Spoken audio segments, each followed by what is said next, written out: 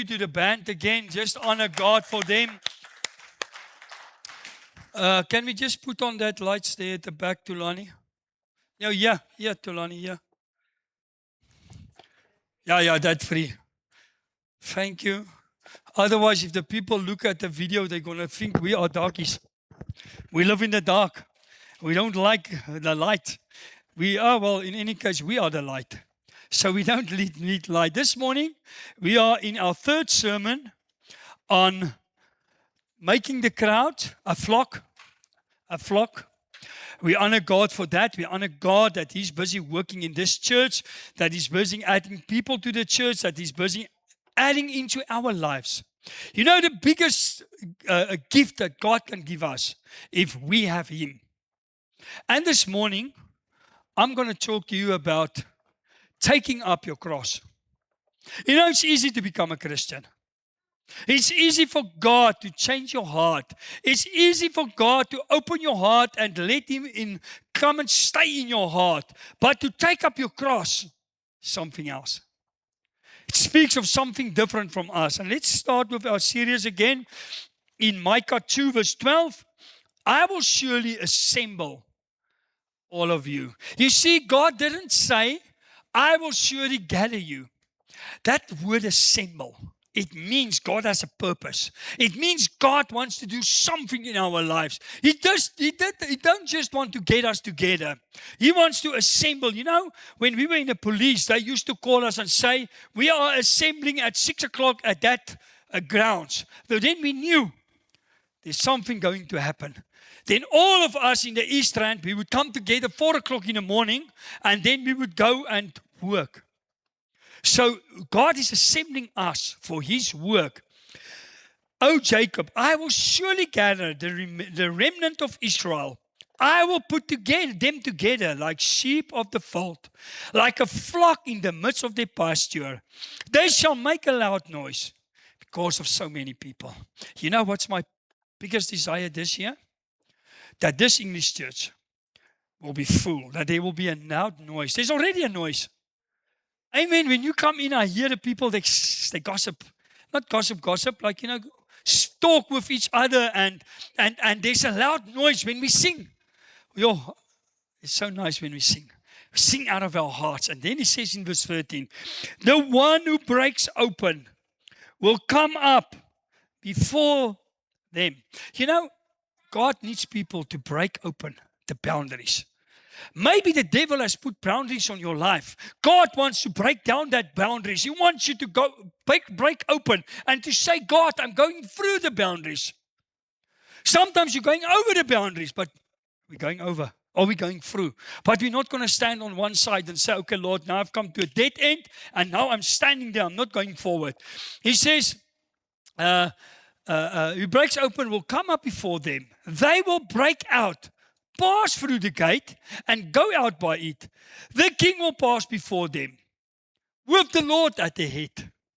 God needs people to stand up, people to rise and say, Lord, I will walk in front. I see all over the world. Have you seen that? I've told you last week that I told you that guy with the tattoos. There in America, he's got a Grammy. He was in jail. But the first thing, when he come up, you feel the Spirit of God. And he's got a Grammy for contemporary singing. And he says, I want to thank Jesus Christ. He saved me. And his wife was sitting there. He says, I want to honor my wife. I was in jail. She believed in me. She led me to Christ. He's full of tattoos. I praise God. It's not the tattoos that determine you. It's what is inside of you. What is inside of you? 1 John 4 verses 4 says, and they have overcome because He that is in them is stronger than He that is in the world. And thank God for Jesus. When we gave our hearts to God and we opened our hearts, what happened? Jesus, we invited Him in and He come and stay in our hearts. So we've got something and He's walking in front. Don't look at me. I'm only a vessel. But God needs all of us to stand up and say, Lord, I'm going to break through. I'm going to stand up as a leader. I'm going to be used by God. I'm going to do something for you. Then, this morning, take up your cross. It's easy to serve Christ. But to take up your cross, in that years, what happened? If the authority came to me and said, Malcolm, Here's your cross. Bear it. Carry it. Before the sun set, before it was dark, I was hanging on that cross. And that's what God means. Are you ready to die for Christ? I've heard a story many years in Russia. There were some 20 odd people serving God, and the next minute, 2 or 3 guards came in and they said, "Oh, so you know you're not allowed to serve God. Okay, I'll give you a chance. We'll give you a chance. The ones that's denying Jesus, that say we're not serving him, go out." So a few left. And then he said it the second time and the third time, and eventually, there's only 3 that said, "You can kill us, it's fine." They said, "Well, you're ready to die." So they put him in front of the church and they said, "Right, we're going to shoot you, close your eyes." When the people closed their eyes, they said, "Okay, now before we shoot you, you can open your eyes." That 3 soldiers were on their knees. And they told him, "You know what? We are also serving God.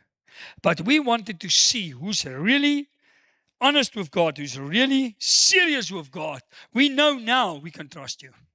See, many Christians, it's easy to say I'm a Christian. It's easy to go and tell people, if I do work if I come to people and I don't know them, and the first thing they tell me, you must just, even they don't know I'm a pastor, they will just tell me, "Sir, I'm a Christian." My hair raises. Why do you want to tell me you're a Christian? I want to see what's inside of you. I don't have to put banners on my car and say, "I'm Apostle Malcolm, I'm so and I'm so." No ways. You will never see a photo of me ever around anywhere in this church.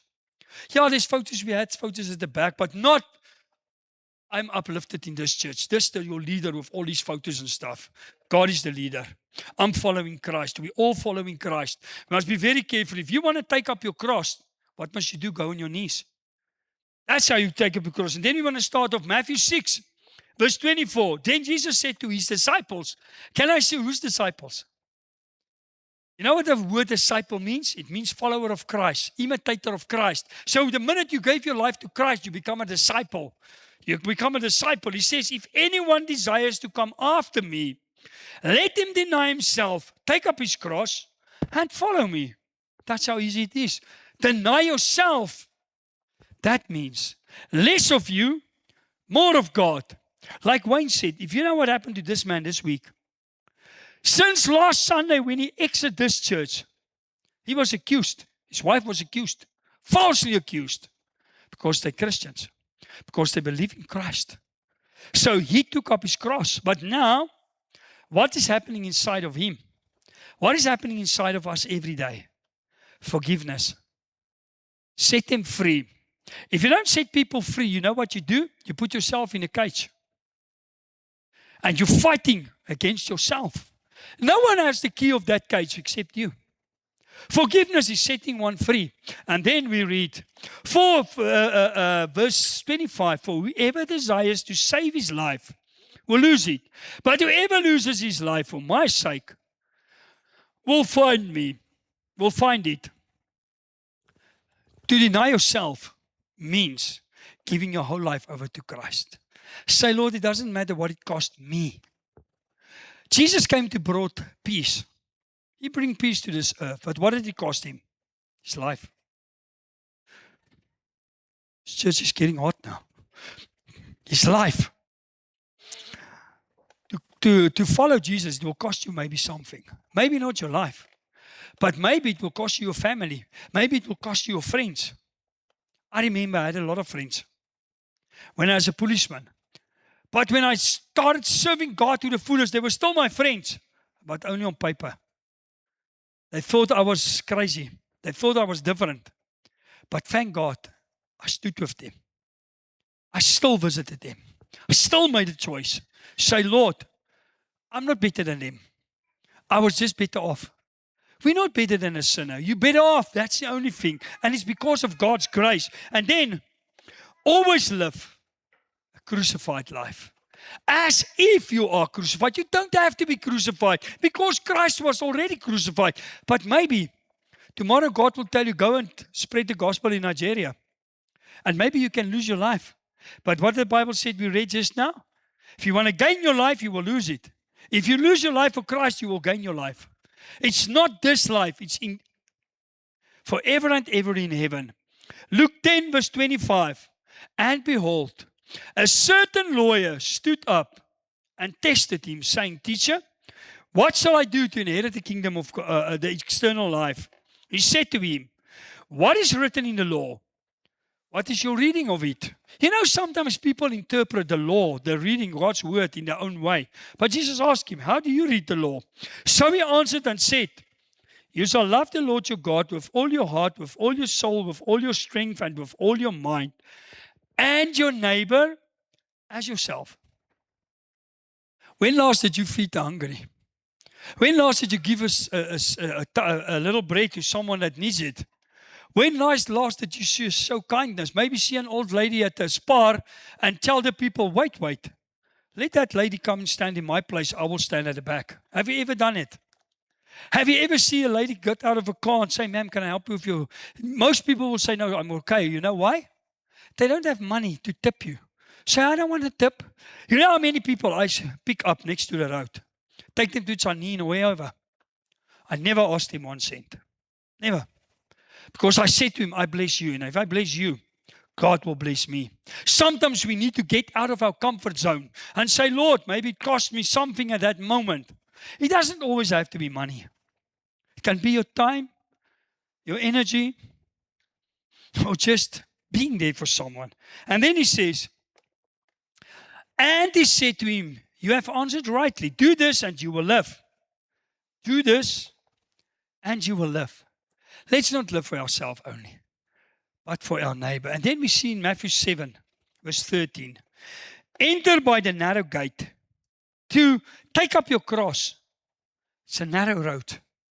The gate is narrow. He says, for wide is the gate and broad is the way that leads to destruction. And there are many who go in by it. You hear what he says? Many. Many. Why? Because people live for themselves. You must first live for God and then for your neighbor. People is getting lost every day. What are we doing about it? If you say, but Pastor, it's your job, it's a church job. If you are the disciple, it becomes your job. It's not only my job. I have a higher calling, and I'm going to stand in front of God for that calling. Maybe you have also a calling. Doesn't matter if your calling is this big or this big. We all have a calling. And the Bible says I'm not better than anyone else. In fact, my responsibility is just bigger. And me and you, whatever God has laid on your heart, the calling is God on your heart. You're going to stand in front of God. He says, because narrow is the gate and difficult is the way which leads to life. Huh, Wayne? Difficult. It's not an easy road. You follow Christ persistently and stay persistent. It's not easy. And there are few. You know where's the richest place on earth? The cemetery, the graveyards. Because we know where's the best place on earth? In the grave. Have you seen at funerals? Oh, Pastor. Oh, my father. Oh, he was a very good guy. But you didn't visit your father for a year. He was this lovely guy, always helped people, but you were never there for him. We were never there for people, but on their graves, we honored them. Every tree that does not bear good fruit. You hear what he says? Does not bear fruit. Good fruit. God is coming for good fruit. You know, I've got a tree, my neighbor next door, she's got the nicest mangoes. Big like this. But I won't eat them. Because they're not nice. They look nice. They fall off the tree into my yard. I've never eaten one because I know that mangoes, it's never been given something to let it be good. So it's not good. It looks good. Sometimes we on the outside, we look very good. Sometimes you think, oh, this pastor is so good. But ask my wife. Ask Tulani, he's working for me. Sometimes I get cross.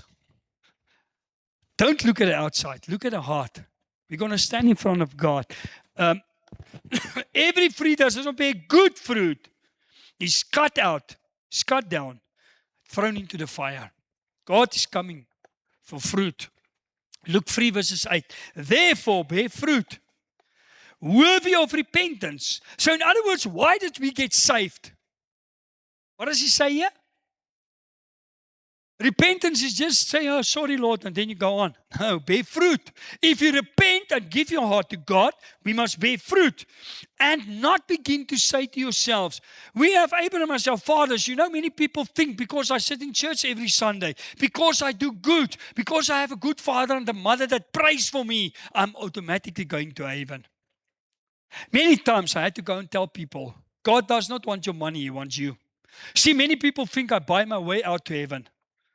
You can give all the money to the world, to the Lord, but if your heart is not with Him, forget it. And here he says, we have Abraham as our father, for I say to you that God is able to raise up children to Abraham from these stones. And even now, the axe is laid to the root of the trees. Therefore, every tree which does not bear good fruit is cut down, thrown into the fire. Are you bearing fruit? Is your life a life of fruit?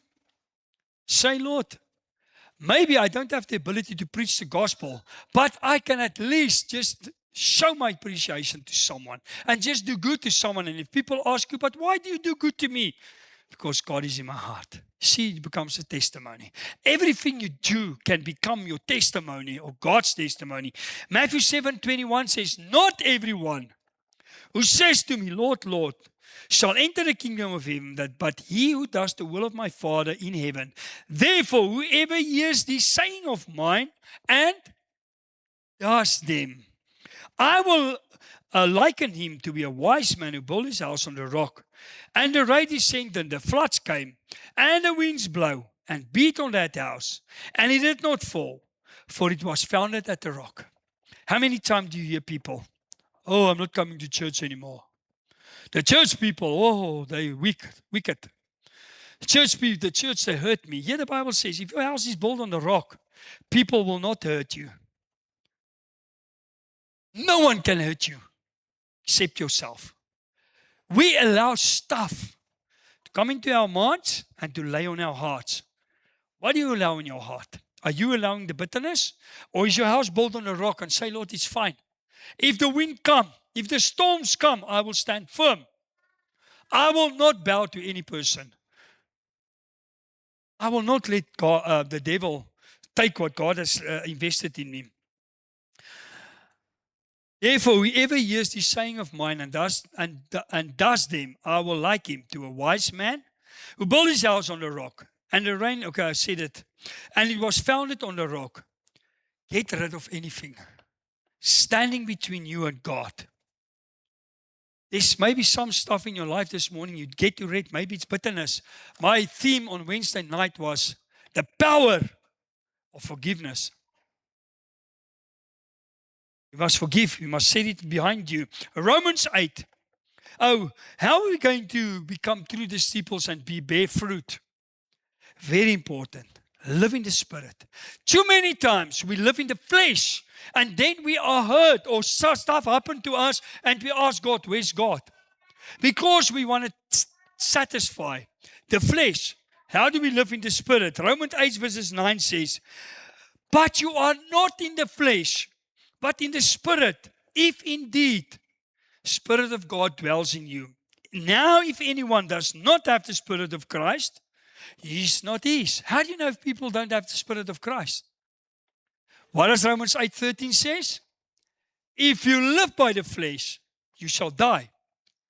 But you make dead the works of the flesh through the Spirit. So if you are constantly busy to keep this flesh happy, you have a problem. Sometimes we feed. You know, it's nice to eat. Who doesn't like nice food? You know, we eat nice food. We look so good because we eat so good. But are we spiritually also looking good? Are you filled with God's word? Are you filled with the Holy Spirit? Can you say, Holy Spirit, you are in my heart, you are in my mind, you are in my soul, you are dwelling inside of me, and my whole life is about you. And then he said in verse 14, Romans 8:14, for as many that live in the Spirit, children of God, these are the sons of God. 1 Thessalonians 5 verse 23 says, now may the God of peace himself sanctify you completely, and may your whole spirit, soul, and body be preserved blameless at the coming of our Lord Jesus Christ. How do we come in the Spirit? Sanctified by the blood. The blood of Jesus sanctified us. But are we living by the blood? If you live by the blood, you live a life crucified for God, not physically, but say, Lord, it's all about you. Even if you are having so many problems in life, so many attacks, God says if you're a Christian, you will be attacked. The devil doesn't like you.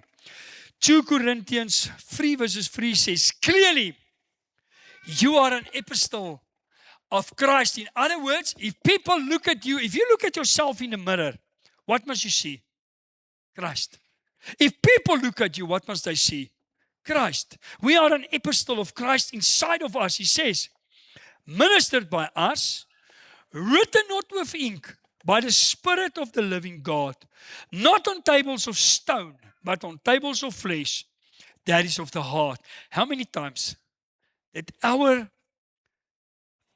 relationship with people, or how we treat people, formed not a mark in their heart, but a scar.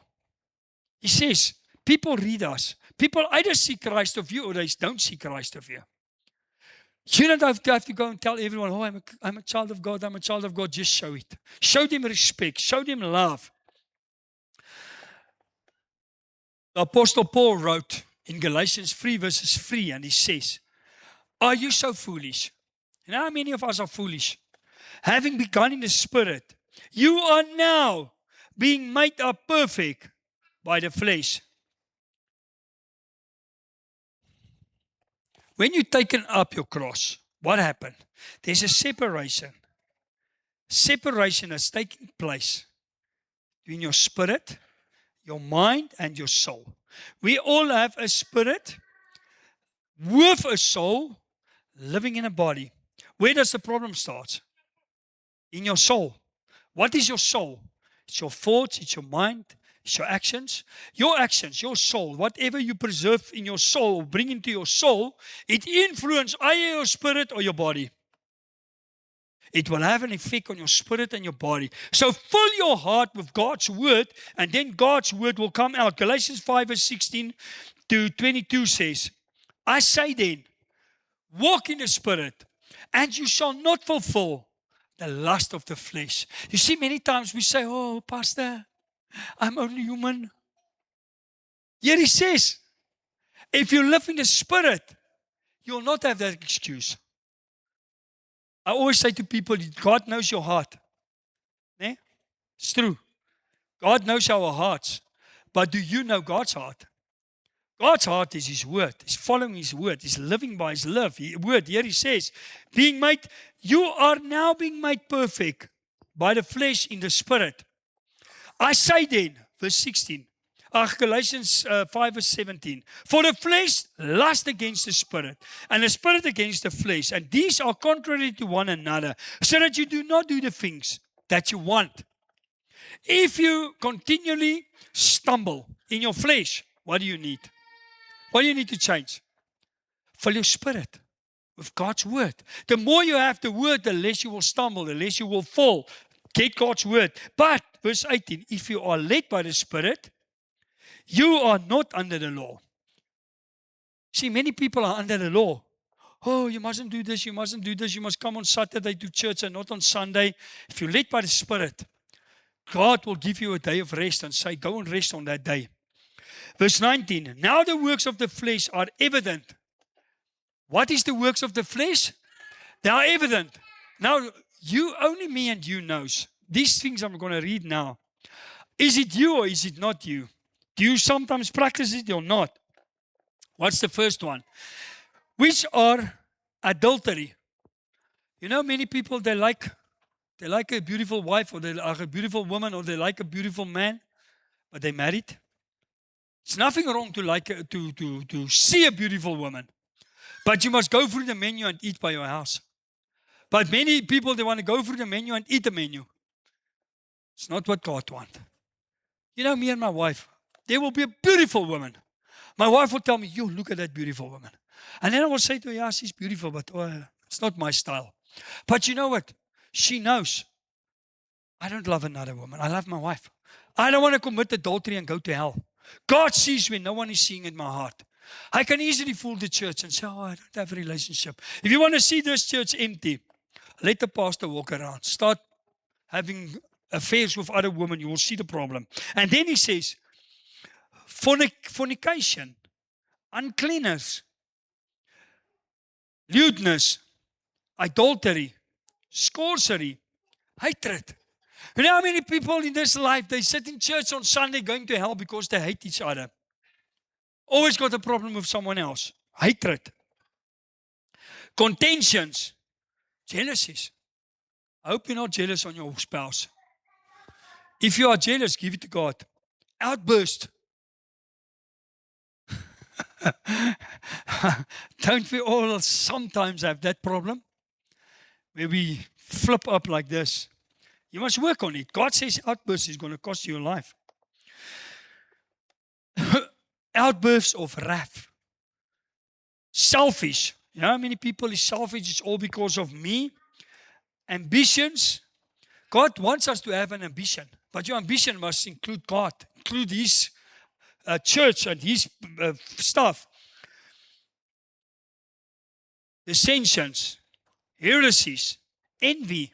You know how many times we envy someone? Whom of you have seen rich people and you say, Lord, they're so rich. I also want to be like them. Then you envy them. God doesn't want that. Bless them and God will bless you. Murders, drunkenness, rivalries, and the like, which I tell you beforehand, just as I also told you in time past, that these who practice such things will not inherit the kingdom of God. But the fruit of the Spirit is love, joy, peace, long-suffering, kindness, goodness, faithfulness. Deny yourself, take up your cross, follow God. It's not easy, but it's possible. Why is it possible? Because he that is in me, stronger than he that is in the world. If God is in you, you can do it. Ezekiel 33 verse 11. What must we do? Say to them, God's telling us, say to them, as I live, says the Lord, I have no pleasure in the death of the wicked, but that the wicked turn from his way and live. Turn from your evil ways. For why should you die, O house of Israel? Therefore you, O son of man, say to the children of your people, the righteousness of the righteous man shall not him deliver him. So in other words, your goodness, your righteousness will not save you in the end time. It's the blood of Jesus. It's by living of God and believing in God and relying on God. In the days of transgressions, as for the wickedness of the wicked, he shall not fall because of it in the clay that he turns from his wickedness, nor shall the righteous be able to live because of his righteousness in the day of his sins. It's not your own good. If you confess your sin, you give it to God. You know, many people confess their sin, but they still live in sin. You can't confess your sin and carry on with it. If you confess your sin, you must leave it behind you. Say, Lord, I'm looking forward now. Leave the sin. And I want to end up with Job. In Job 22 from verse 21. Verse 21. Now, just what did I write there? Well, acquaint yourself. Now acquaint yourself with him and be at peace. Thereby good things will come to you. So in other words, get your heart right with God. Be acquainted with God and live in a relationship with him. And what will happen? Peace will come over you. Many people don't have peace because they don't have God. The peace that surpasses everything. What is that peace? It's your relationship with God. It's the only thing that can give you peace. In the world, you can have a lot of money. You will not, I promise you. You can buy left, right, and center. You will never have peace. Peace is your relationship with God. And then he says, receive receive, please, instructions from his mouth and lay up his words in your mouth. You know how many people, they know what's written on Facebook. They know what's written in the news, but they don't know God's word. Some people, if you ask him a question, name me one Bible verse, they can't even do that. They can't even. Here he says, take from his word. In other words, let him teach you. If you return to the Almighty, you will be built up. You will remove iniquity far from your tents. He says, if you return to the Almighty. Many people sit in church, but they don't live a life that is crucified. They don't take up their cross. Then you will lay your gold in the dust. In other words, what does he mean here? And the gold of Ophir among the stones of the brooks. What does God say? Then your own selfishness will not be the first thing that keeps you ticking. It's not just about money anymore. It's just about whatever you can gain in life. Now it's what you can gain with Christ. It becomes more important than everything that you have on this world. Yes, the Almighty will be your gold and your precious silver. Isn't that nice? Say, Lord, if I die now, maybe I have nothing on this earth. Or, Lord, I have a lot of wealth on this earth. But if I die now, it doesn't mean anything. Because you are my gold. You are my silver. You are my biggest treasure. Matthew 6 verse 21 says, where your treasure is, there will be your heart. Go and see what's keep people in their hearts busy. If their treasure is money, they're always busy making money. They're always busy with the worldly stuff. But if it's God, they're busy with God's stuff. For then, verse 26, for then you will have your delight in the Almighty and lift up your face to God. Isn't it nice? Although you have adversities, although you have problems, but you still delight yourself in God because He's your source. You will make your prayer to Him. He will hear you and you will pay your vows. Isn't that nice that God says if you're making number one in your life, you will pray and He will answer you. Maybe you sit here this morning and you say, Lord, why aren't you answering my prayers? Maybe, I don't say this. Maybe it's because your heart doesn't belong to Him. You say your heart belongs to Him. But maybe there's some stuff. Maybe there's bitterness or forgiveness or unforgiveness or something. And then verse 28. You will also declare a thing and it will be established for you. So light will shine on your ways. What does he say? If you say something, it will happen. If you say, you prophesy over your life, you prophesy over people, you say, Lord, I am the head and not a tail. What does Deuteronomy 30 says? You are the head and not a tail. You will go up and not down. You will lend out money, but you won't borrow money. You will have everything you need. So he says, if you say a word, it will happen. And then he says, so light will shine on you, on your ways. So in other words, if you apply for a job, what's going to happen? It's not your skin color. It's Jesus. He is your provider. He will make a way. He will open the right doors. Revelation 3 verse 8 says if He opens doors, no one can close that. And verse 7 says if He closes doors, no one will open it. Maybe you wanted that job so seriously, but it could end your life in disaster. And God says, no, you don't see in front. God knows what's going to happen in the future. Maybe you sit here without a job this morning. Trust God. He wants to give you that job. Why? The little son Samuel and also the child Jesus grow in favor with God and with men. So you are the favorite of God. Wherever you go, God will give you favor. He wants us to prosper. He wants us to have a good life. He wants us to have a blessed life. But we must remember we've got an enemy. But here he says, if you declare a thing, it shall happen, and the light will shine on your ways. I believe everyone that sits here, God's light is shining on your path. Maybe you don't live in that light right now, but God is busy taking you to that light. Maybe it's like Abraham. I'm going to give you a child. He was 83 years old, 17 years later, he only got a child. But as sure as I live, God will sustain you every day. He will make a way. Let's trust Him and say, Lord, we trust in You. Let's pray. Father, we thank You this morning that we could end off this service and knowing, Lord, if we deny ourselves, take up our cross and follow You, You will always make a way. Jesus, you followed God. It doesn't mean you didn't die on that cross. It didn't mean you you didn't have attacks. You always, every sermon that you preach, after that sermon, you were attacked by the church. Not even by the sinners, by the church, Lord. But you stood firm. And the Bible says there's always upliftment. After you are going through a rough time, there's always upliftment. We know, Father, when Cain killed Abel, that he thought that everyone will kill him now, but your God still said, I will protect you. Doesn't matter who we are, what we did wrong. You still love us. You will still protect us. All you need us is to change our hearts. Jesus, you died. But after that, you stood up. And then you rose to heaven. We're all going to rise to heaven one day. Thank you when that day is coming, Lord. What nice privilege it will be to live out of this body and to live in with you. Bless all of us in this week. Help us, Lord, to carry our cross. Help us to lay down our own stuff that is so important to us and to take up your cross and follow you. I bless everyone this morning in the name of Jesus Christ, our King and Savior. Amen. Let's